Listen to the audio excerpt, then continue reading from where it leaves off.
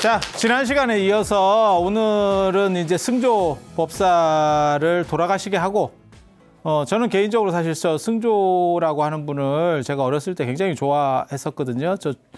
지난 시간에 말씀드렸던 무불천론, 부진공론, 그 다음에 반야무지론, 열반무명론이라고 하는 그 조론이라고 하는 책을 제가 고등학교 때인가 읽었어요. 그래서 그 책을 읽으면서 너무 야, 어떻게 이런 생각을 하지?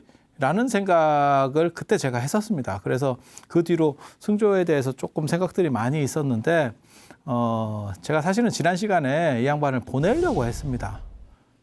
그런데 시간 분량을 좀 조절 못해서 안 죽네요. 근데 어떻게 보면 당신이 해원하는 걸 수도 있어요. 이 어른이 일찍 돌아가셨는데 31살에 돌아가셨으니까 일찍 돌아가셨는데 우리 프로그램에서는 두 주나 살아 있잖아요. 그래서 이 승조와 관련돼서 이 경덕 전등록에 보면 좀 재밌는 얘기가 나옵니다. 제가 보기에는 느낌상 굴한데 경덕 전등록은 송나라 때 책이거든요. 도원이라고 하는 스님이 쓴 책인데 이게 이제 거기서 이제 1700공안이라고 하는 것도 거기서 나오는 거예요. 그러니까 경덕연간에 만든 선종의 깨달음과 관련된 기록들. 이게 이제 전등록이에요. 그런데 조금 내용들이 이게 전체 너무 많은 걸 편집하다 보니까 카드라도 좀 들어가 있어요. 사실도 들어가 있는데 비해서 카드라가 들어가요. 양이 너무 많다 보니까 그걸 다 정리를 제대로 깔끔하게 못 해내는 거예요. 그래서 승조 부분은 제 느낌에는 카드랍니다. 근데 아무튼 거기에 뭐라고 나오냐면 전등록에 후진의 요흥이 구마라집 모셔오는 장안의 소요원으로 구마라집을 모셔오는 요장의 아들인데 이건 뭐 계속 얘기를 했었어요. 그 요흥이 이제 승조에게 재상지휘를 좀 해라 뭐 이렇게 했다는 거예요. 그리고 그 당시에는 이제 불교가 한참 이렇게 떡상하고 있었으니까 주가가 막 올라가고 있었으니까 불교 세력에 대해서도 이렇게 포용할 수 있는 게 굉장히 좋아요. 그 불교를 지지를 얻는 쪽이 여러 나라가 찢어져서 각축전을 벌이고 있으니까 당연히 중요한 어떻게 보면 키를 쥐고 있죠. 그래서 제국이 안정됐을 때 통일기에는 종교가 오히려 떨어집니다. 상황이 약간 떨어지고 이게 여러 개로 쪼개져 있을 때 주가가 올라가는 경우들이 있어요. 우리 쪽 편을 들어주세요. 이렇게 나오는 거죠. 이해가 되죠? 그래서 승조에게 재상제의를 했더니 승조가 안 하겠다 이랬다는 거예요. 그랬더니 잘못해서 저 사람이 다른 나라로 넘어갈 수도 있으니까 말을 안 들으면 날려라. 뭘 날려라 이랬대. 머리 좋고 이러니까 딴 쪽으로 가서 지지할지 모르니까 날려라 그랬더니 탁 진짜 날리게 됐대요. 그랬더니 승조가 잠깐만 이러면서 일주일만 살려달라. 멋있어요. 이런 내용들 보면 멋있어요. 그래서 뭐하게 이랬더니 나 책을 하나 짓겠다.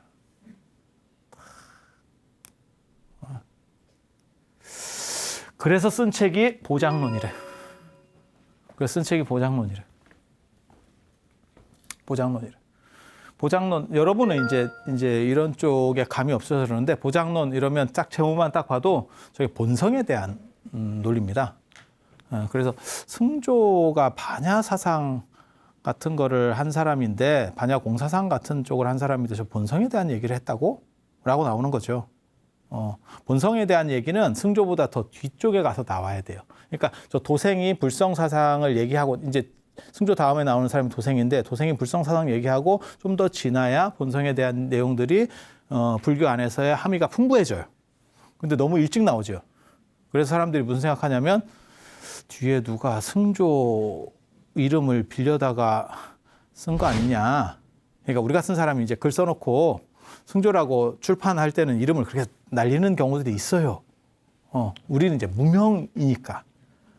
무명이니까. 이해가 됩니까? 그래서 지금 연구로는 저건 한 8세기 정도에 나온 책 같다. 이렇게 돼요. 그래서 이걸 이제 어디까지 믿을지는 잘 모르겠고 결국 승조는 죽어요. 그래서 31살에 죽는 거예요.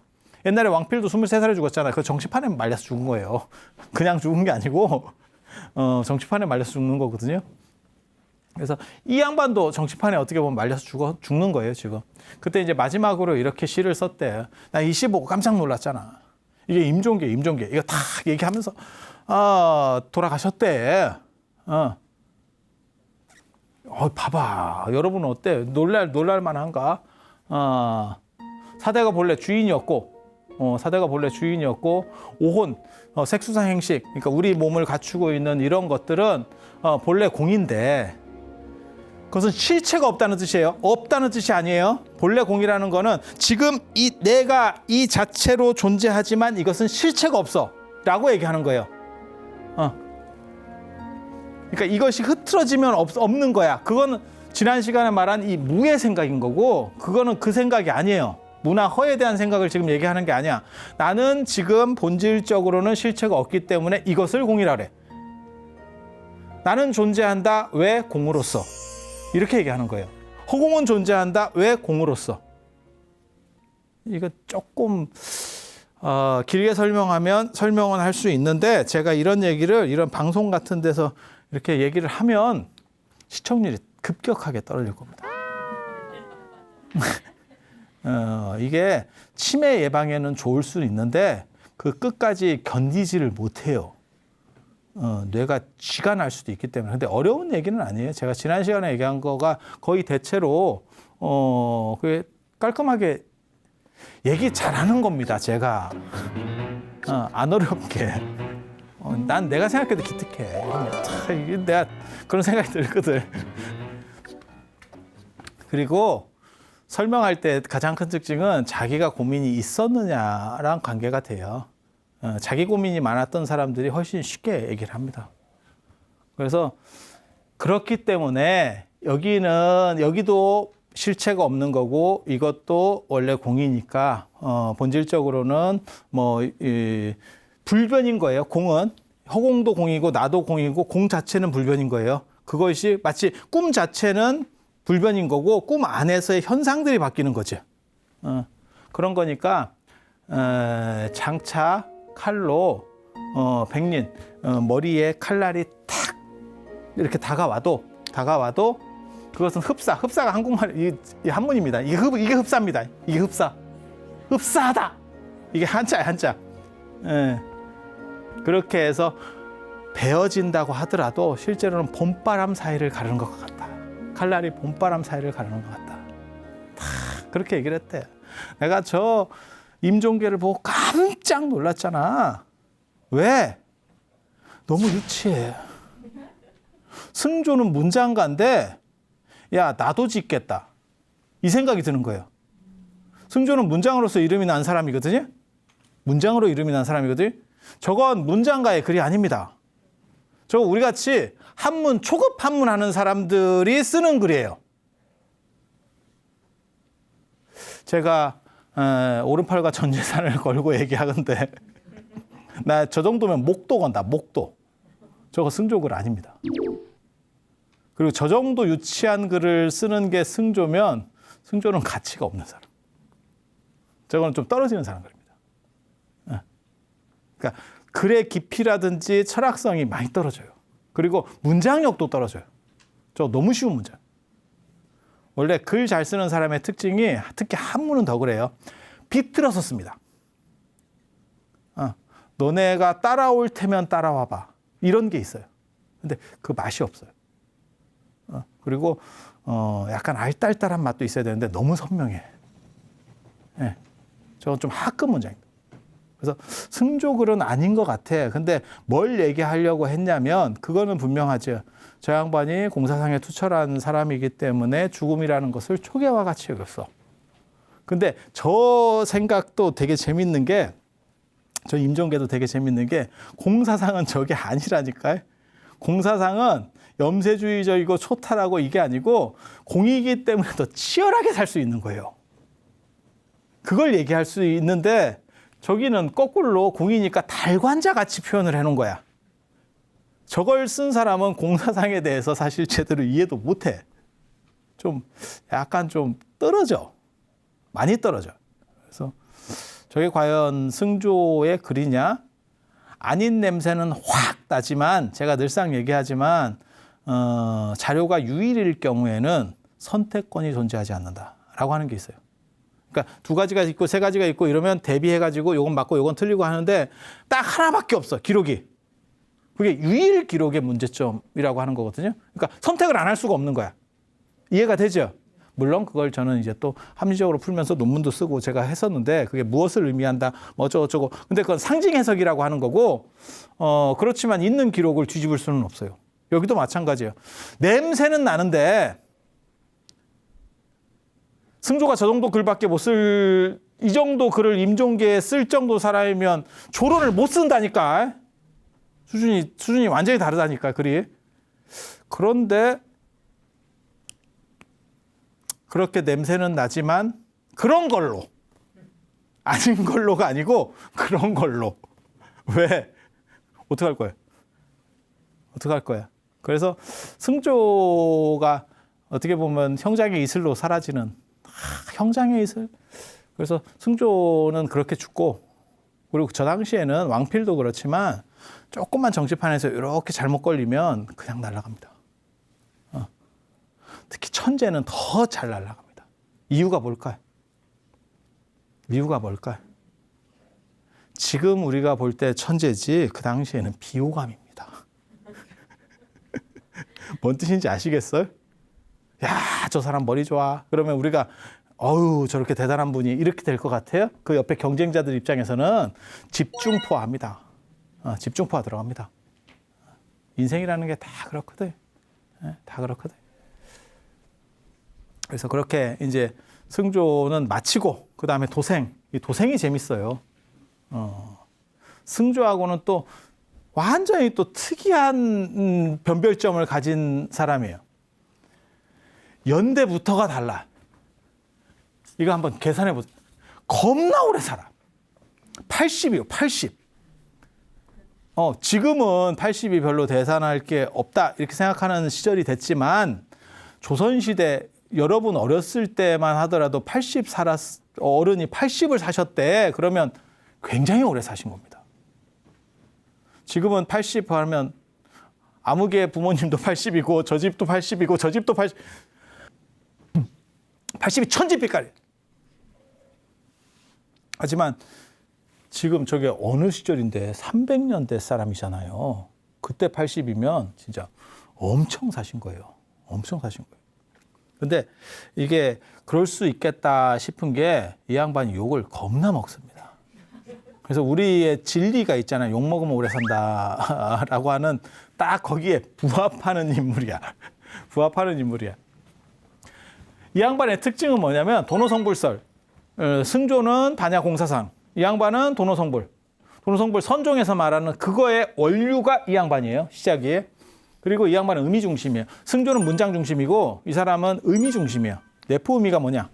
그러니까 승조 같은 경우는 경전이 있으면 그 경전의 내용을 잘 집취해서 문장으로 싹 만들어서 뜻을 드러내는 걸 잘하는 분이고 이 양반은 요만큼만 있잖아요. 그러면 요걸 상상을 해가지고 이렇게 만들어내는 사람이에요.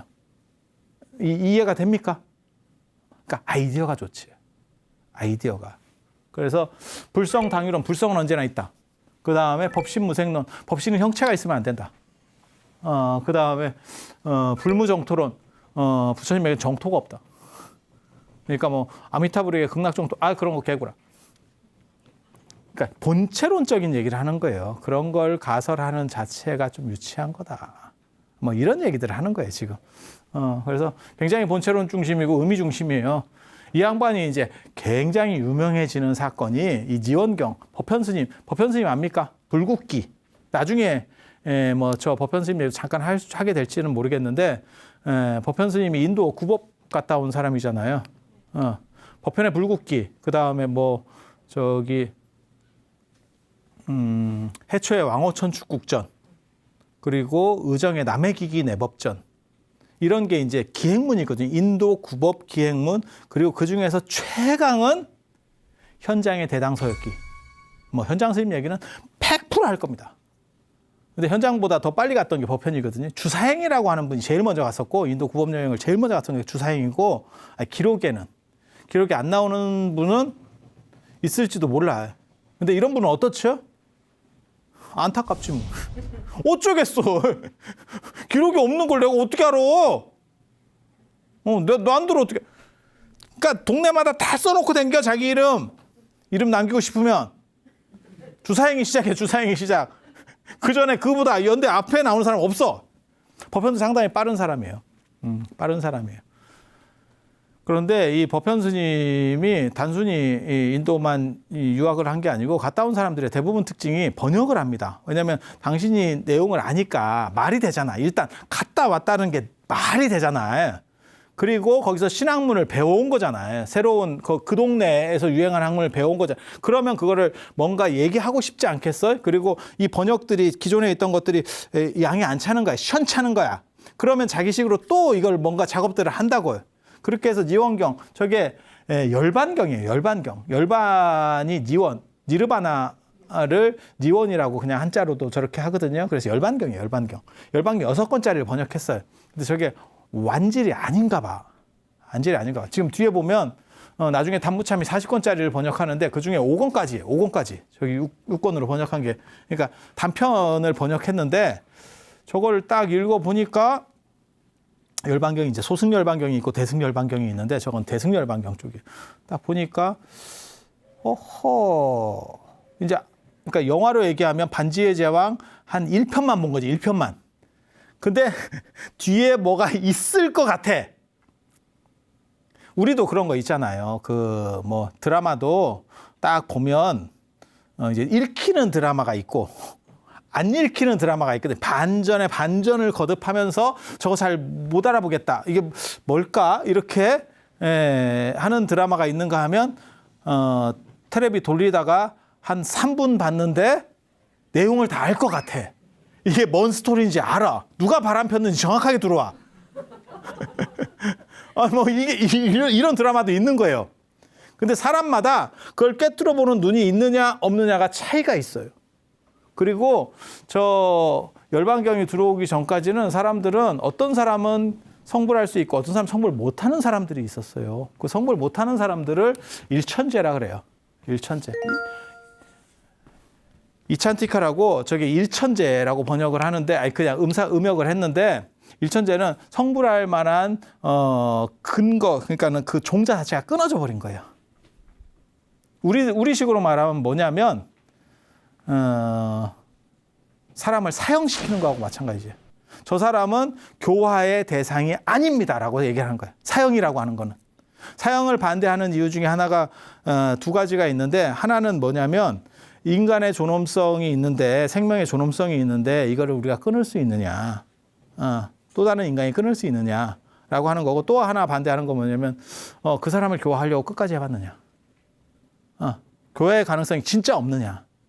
그런데 인도 사람들은 교화의 가능성이 없다라고 하는 층이 있어요. 인도는 신분제 사회라서 그렇습니다. 가스 제도라고 하는 신분제 사회 속에서는 못 올라오는 놈은 아예 못 올라와요. 이해가 됩니까? 그래서 부처님이 못 될 종자들이 있는 거예요. 쟤는 아예 처음부터 못 돼. 처음부터 못 돼. 그리고 그게 저 당대까지 저 도생 시대까지 그냥 그렇게 그러니까 될 사람이 있고 못 될 사람이 있고 이렇게 차등이 있는 거예요. 마치 양반이 있고 쌍놈이 있고 그래서 과거 시험을 볼 수 있는 사람이 있고 과거 시험 응시 자격이 없는 사람이 있고 뭐 이런 것처럼 조선시대 때도 모든 사람에게 과거 시험 응시 자격이 있는 게 아니에요. 쌍놈은 무슨 놈 과거 시험 응시 자격이 있어. 모든 사람 아닙니다. 당연한 거예요. 당연한 거. 그래서 신분제가 공고한 데일수록 저런 문화들이 있어요. 차등 문화들이 있어요. 차등 문화가 강해. 그래서 저 도생이 저 6권짜리를 딱 보고 그 뒤를 꿰뚫어 보는 거지. 반지의 제왕 1편만 보고 왕의 귀환 뭐 이런 것까지 다 본 거지. 그래서 결국 그 눈깔은 죽을 거다. 이걸 예측을 해내는 거야. 다. 그 눈깔. 반지의 제왕 보면 이렇게 눈깔이 있잖아. 눈깔. 눈깔이 이러면서 이렇게 걔는 뭐 눈만 있어. 악당이 눈만. 반지의 제왕 보면 사실 그런 생각 많이 했는데 쟤는 안약이 많이 필요하지 않을까? 안구 건조증 뭐 이런 거 그냥 쓸데없는 생각이. 우리는 뭐 워낙 쓸데없는 생각들을 잘하기 때문에 그래서 뭐 그런 생각을 하는 거야. 그래서 뭐라 그랬냐면 저 앞부분 전반부도 아니죠. 저게 40권짜리 중에서 5권이니까 6분의 1이네. 그걸 딱 보고 뒤에 내용까지 딱 꿰뚫어서 모든 중생은 성불할 수 있다. 딱 이렇게 얘기를 했다는 거예요. 그랬더니 다른 스님들이 득달같이 뭔 쓰잘데기 없는 소리냐. 너 같은 놈 때문에 안 된다. 사설, 마설로 몰려요. 사설, 마설로 몰려요. 욕을 먹기 시작하는 거예요. 이거 태바가지로 먹는 거지. 네. 특히 이게 종교라고 하는 게 보수성이 강하기 때문에 다른 얘기를 했을 때 그나마 불교는 조금 나은 거고요. 기독교 같은 거 보세요. 2단으로 몰아버리죠. 색깔이 달라. 2단으로 해서 완전히 뭐 죽여버린다니까요. 그래서 도생 같은 경우도 비승비소까지 갑니다. 그러면서 뭐라 그러냐면 내 말이 틀리지 않을 거다. 내 말이 틀리지 않을 거다. 이거는 논리적 구조 속에서 분명히 이건 내 말이 맞을 거다. 그러면서 뭐라 그러냐면 만약에 내 말이 틀리면 나는 중병을 알아서 죽을 거고, 그러니까 맹세하는 거예요. 이게 중국의 맹세하는 방식 중에 하나입니다. 그리고 만약에 이 부분은 없어요. 중국에는 원래는 없어요. 중병 걸린다는 거는 보통 중국에서 많이 나오는 얘기고, 맹세할 때 나오는 얘기고, 이 부분은 없는데 이건 인도 버전인 것 같아요. 만약에 내 말이 맞으면 나는 이제 미래에는, 그러니까 다음 생에는 내가 사자자에 앉을 것이다. 그러니까 부처님이 될 거다. 그런 얘기예요. 난 그만큼 자신 있다. 아까 저도 그런 얘기 했잖아요. 내가 목을 걸 수도 있다. 그러니까 그런 자신감을 보이는 거죠. 그렇게 자신감을 보였지만 그건 네 소리고, 그 당시 사람들은 그렇게 얘기한 거죠. 그러니까 자기는 도망가서 강소성 호구산. 왜 오래 살았는지 알겠죠, 대충. 욕 태바가지로 먹었다니까. 근데 우리 같이 이렇게 멘탈이 강한 사람들은 그게 전혀 기스도 안 나, 이게. 어쩌라고. 근데 도생이 생각보다는 그 부분은 멘탈이 약했어. 멘탈이 약했어. 뭔가 이게 좀 엉겼는가 봐. 이렇게 조금 이렇게 누적되는가 봐. 그래서 강소성 호구산이라는 데 가가지고 돌을 이렇게 모아놨대요. 돌을 모아놨다는 얘기도 있고 해골을 모아놨다고 하는데 돌 얘기가 더 많아요. 돌을 쭉 모아놓고 자기가 얘기한 욕먹은 그 얘기를 해요. 모든 중생은 성불할 수 있다. 이렇게 얘기했더니 그 돌들이 고개를 끄덕. 맞죠. 이렇게 해줬대. 이게 뭐냐면 나는 맞다고 생각하는데 욕을 너무 퍼지게 먹으니까 속에서 끌어오른 거지. 그러니까 에이씨 이러면서 돌이라도 이렇게 놓고 야, 내 말 맞지? 이렇게 할 정도면 스트레스 더럽게 받았다는 얘기예요. 이게 지금 보통 사람 같으면 돌에 말을 하지 않지. 돌에 해골에다 했다는 얘기도 있어요. 해골에다 했다는 얘기도. 해골이 좀 더 가능성이, 그 시절에는 전쟁상이라서 시체를 다 수거를 못 해요. 그러니까 해골이 이게 굴러다닌다고요. 그러니까 무슨 뭐 무덤을 파서 해골을, 그게 아니고, 그래서 그런 얘기도 있어요. 그러니까 어떻게 보면 좀 재밌지. 재밌지. 그러니까 이 양반의 성격이 드러나는 거야. 튀는 거 좋아하고, 그 다음에 창의적이고, 그 다음에 어떻게 보면 이런 데 약간 스트레스는 받지만 그걸 이겨내려고 하고, 나는 무정물로라도 해서 내가 이겨내겠다. 집착이 굉장히 강하지. 그래서 오래 사는 것 같아. 80대는 새에 이 양반 여산에, 이 강서성 여산, 제가 2번이나 갔잖아, 또 여기를. 저 혜원 스님 그 여산이에요. 그러니까 저게 진짜 문인의 고향이라고 할 만한 그런 대단한 데인데 그쪽에 또 가서 이렇게 법문을 했대요. 80 먹었는데도 설법을 하고 있어. 법문을 하고 있었대. 와, 대단하지 않아? 지금 80이 아닌 거예요. 그러니까 지금 나이로 치면 한 뭐 100세도 훨씬 넘었다고 생각. 그런데도 집착이 있는 거지. 이 에너지가 있는 분이지. 80가 법문을 설하다가 이게 줌이라고 하는 게 뭐냐면 이렇게 생긴 거예요. 부채같이 생긴 건데 이렇게. 네.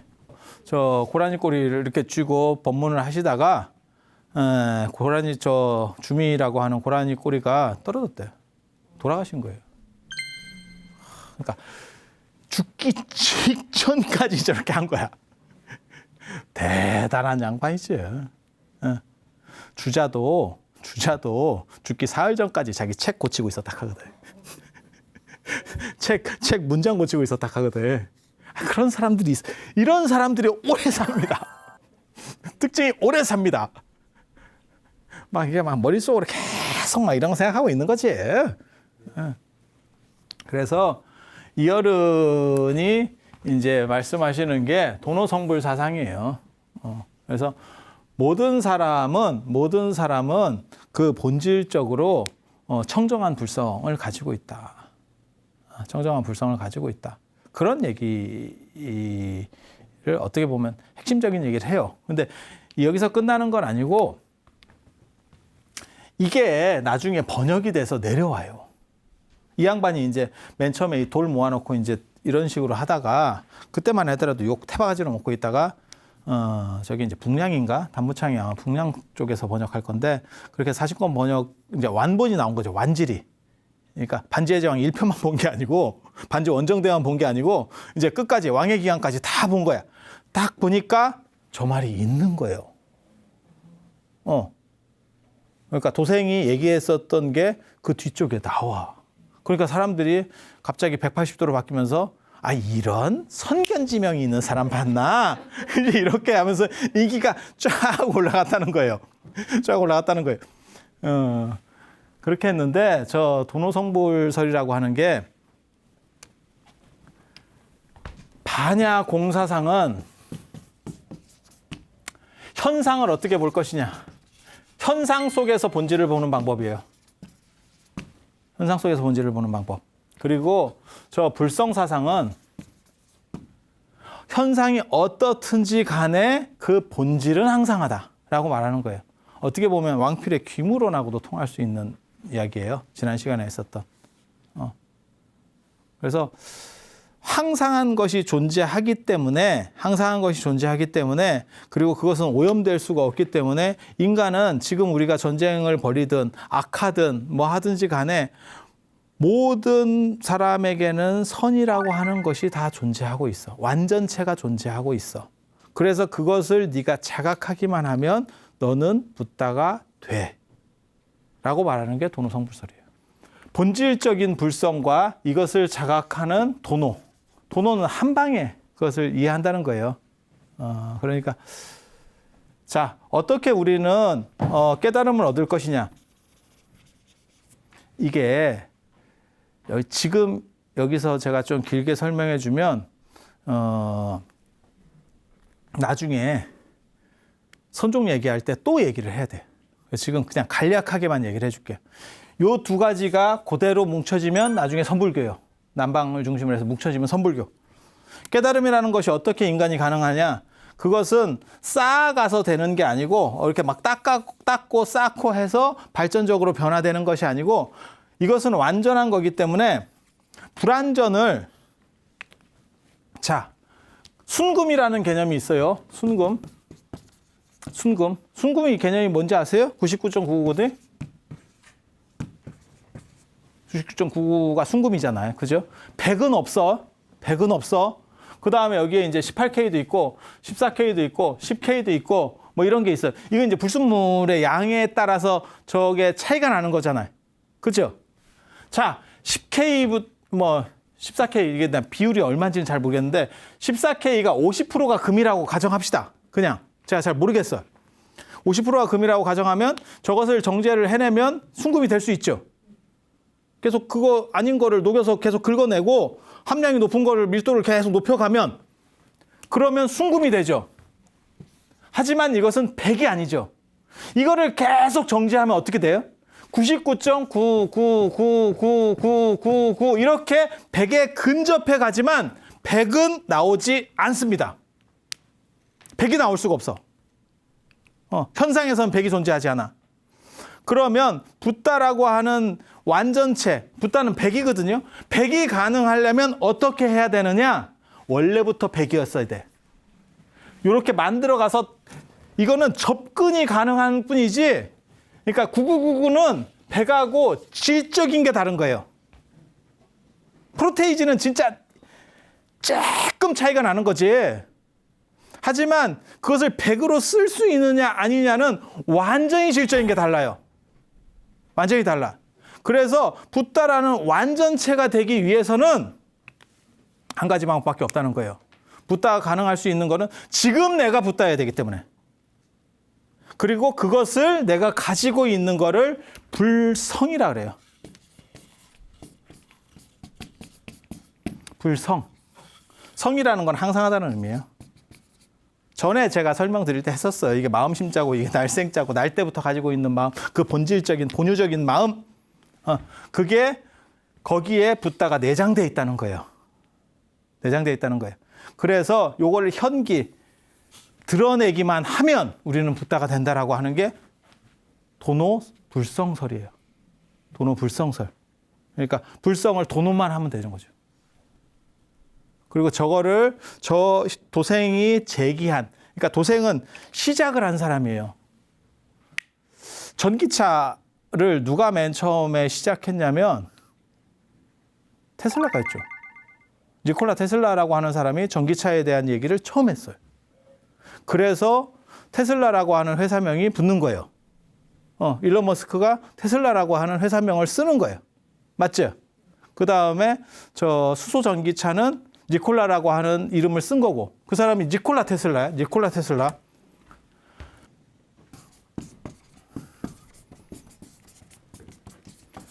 얼마나 대단하면 둘 다 기업이 돼요. 무슨 놈 사람 이름이. 그죠? 한쪽은 성을 가졌고 한쪽은 이름을 가진 거 아니에요, 지금. 이 사람이 처음으로 전기차라는 에디슨 시절에 전기차라는 걸 생각할 정도로 이 사람이 머리가 대단한 사람이에요. 그 시절에는 차도 별 볼 일이 없는 시절인데, 에디슨 시절에 뭔 놈의 차가 대단한 게 있다고. 그런데 이 사람이 그거를 제안했고 전기차라고 하는 아이디어를 냈고, 지금 이 전기차를 보편화시켜서 완전히 시장을 쓸어버리겠다라고 하는 게 일론 머스크잖아. 일론 머스크잖아. 그러니까 저 도생이라고 하는 사람은 니콜라 테슬라 같은 사람이고, 나중에 이 테슬라에 해당하는 일론 머스크에 해당하는 게 선종이에요. 이해가 됩니까? 그래서 도생이 중요해. 왜? 중국 불교 중에서 선종이 제일 크거든. 그리고 그 선종하면, 선종이 우리랑 뭔 관계가 있대요? 조계종이 선종이요. 선종 안에 조계종. 선종 안에 조계종. 그래서 도생이 주장을 하고 있는 99.999는 영원히 근접할 뿐이지 100이 될 수가 없고, 100이 가능하다면 그것은 지금부터 본질적으로 갖추어져 있어야 돼 라고 말하는 게 이 천재성불설이에요.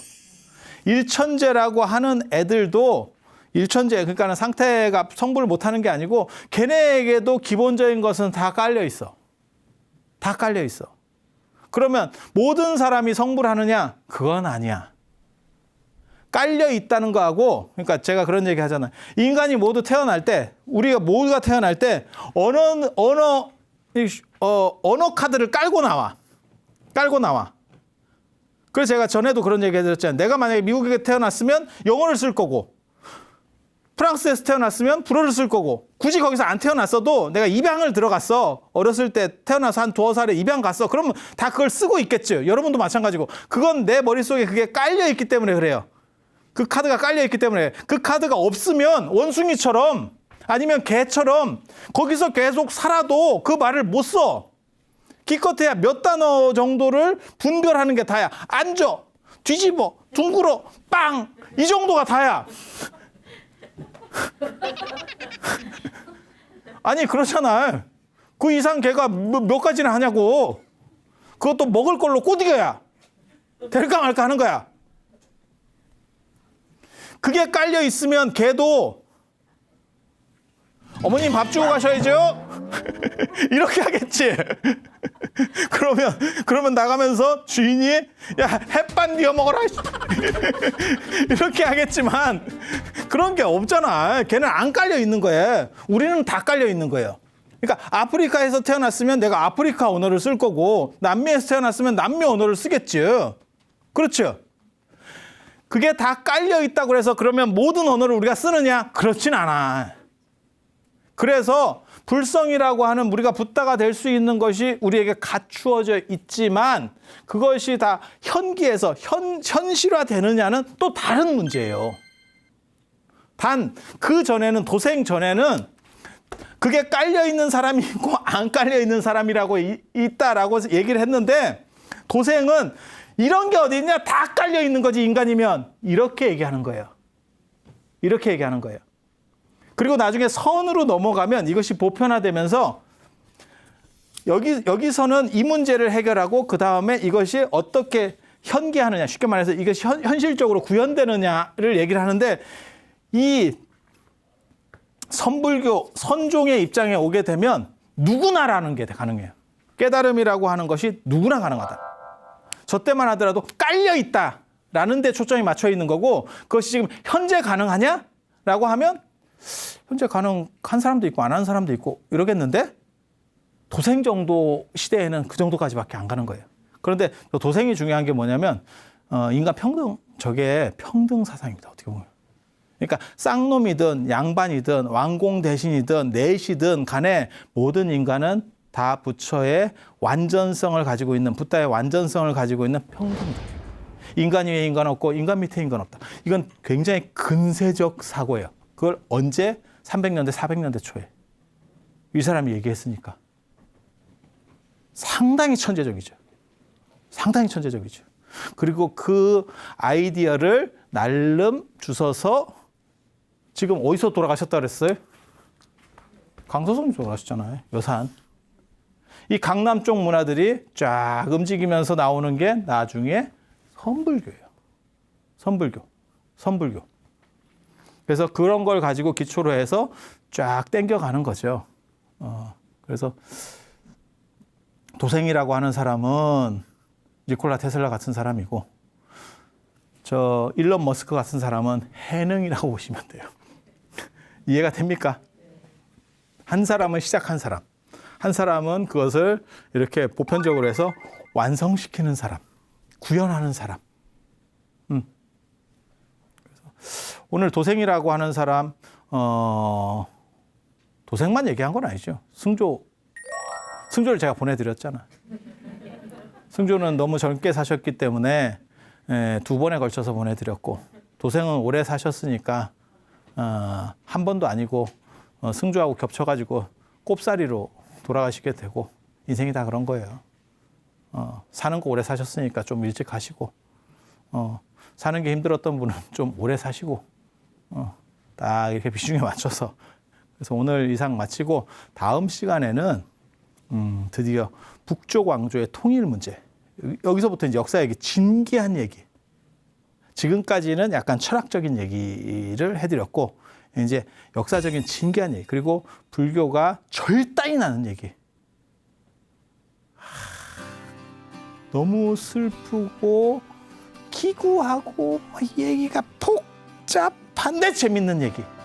그거 다음 시간에 제가 해드릴 수 있도록 하겠습니다. 자, 들어줘서 감사합니다.